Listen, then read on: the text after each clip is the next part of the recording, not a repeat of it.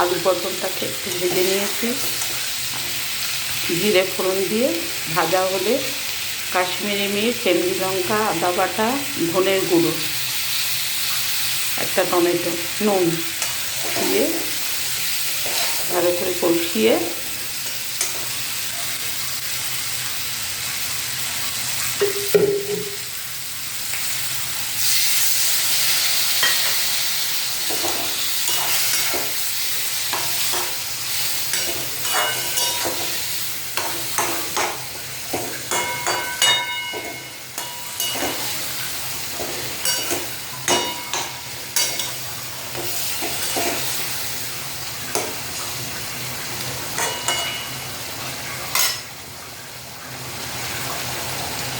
একটু তেল বেশি দিতে হবে, তাহলে একটু তরকারিটা টেস্ট হবে।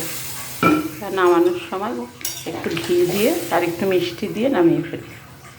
একটু ঝোল ঝোল থাকবে। আর 1 চামচ আটা দিয়ে দিলে একটু ঝোলটা, গ্রেভিটা একটু ঘন হবে। হয়ে গেলে সেদ্ধ 1 চামচ আটা দিতে হবে, চিনি একটু আর একটু ঘি, ব্যাস।